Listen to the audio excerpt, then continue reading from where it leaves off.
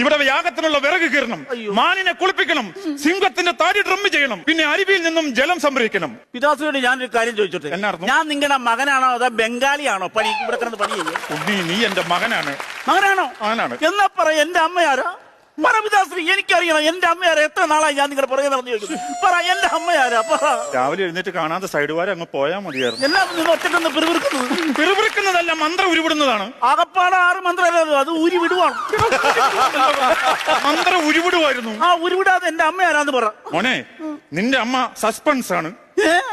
ഒരു ഇംഗ്ലീഷുകാരിയാണല്ലേ ഇംഗ്ലീഷുകാരിയോ? ആ സസ്പെൻസ് ഇംഗ്ലീഷുകാരുടെ പേരെന്ന് മനസ്സിലാക്കാനുള്ള ബോധമെങ്കിലും കാറ്റിലാണെങ്കിലും എനിക്കുണ്ട്.